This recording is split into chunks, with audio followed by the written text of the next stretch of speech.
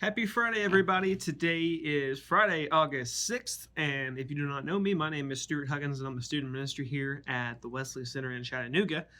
And we are 2 weeks away from school. Actually, I guess starting on Monday, we'll be 1 week away, so less than 2 weeks away. I'm officially registered for classes, and I am ready for the semester, whatever it brings. So I hope you all are too, because it'll be here before you know it.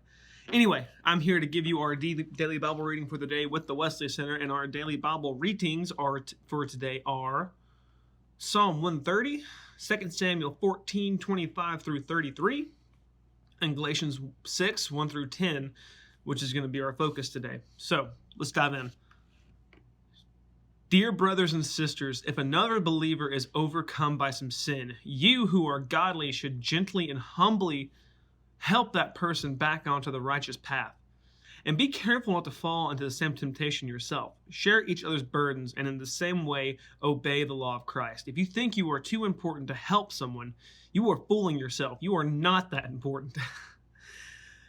Pay close attention to your own work, for then you will get to the satisfaction of a job well done, and you won't need to compare yourself to anyone else. For we are each responsible for our own conduct. Those who are taught the word of God should provide for their teachers, sharing all good things with them.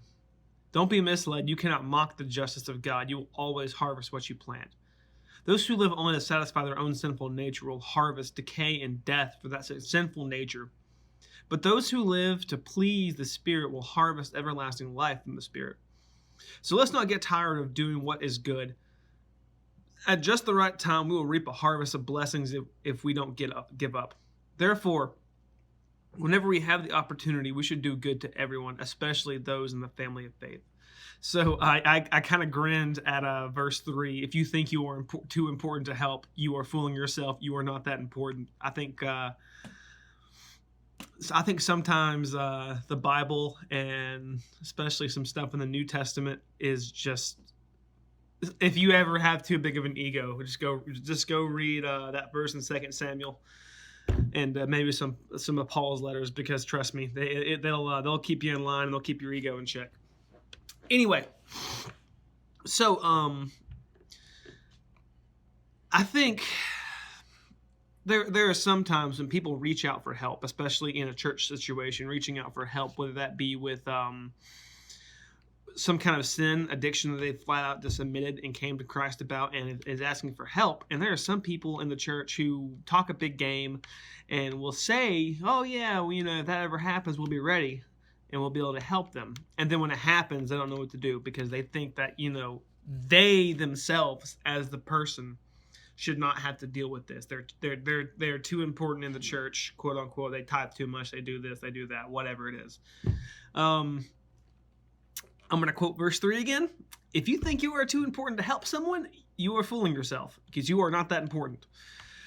So we're all called to grow with each other and pick each other out the dirt, dust ourselves off, and keep on moving. But the important thing is, and it even says in verse 4, pay close attention to your own work, and you will get satisfaction of a job well done. And don't compare yourself to others, for we each are responsible for your own conduct. So don't fall into the same sinful path that you're pulling someone else out of, because at that point it's your own fault, because we are responsible for our own conduct. Exactly. And one of my favorite verse in this is where it talks about reaping a harvest of blessing. Whenever you're in a situation like this and you're able to help somebody and pull them out and watch the fruits of their labors and their faith grow and bless others, that is probably the biggest definition of reaping a harvest of blessing, because you are not only drawing someone into the kingdom, but you drew someone into the kingdom that is now drawing others into the kingdom, the same way you drug them in, the same way you pulled them into the kingdom. So, whenever you have the opportunity to bless someone and help someone, no matter if it's financially, mentally, spiritually, even if it's just sitting on their porch drinking coffee with them, hanging out with them, being a friend to them, we should always take the opportunity to be a friend, a brother, a mentor, a spiritual follower, something to them.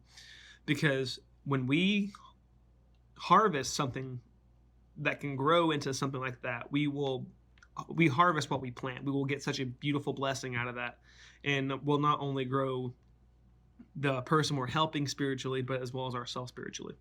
So that is all I have for you guys today. I hope you all enjoy your last week of freedom before school starts in 2 weeks. The 16th, I believe, is the date for that. 10 days. So rock and roll, y'all. I hope you all have a great day, and I will see you guys later. Peace.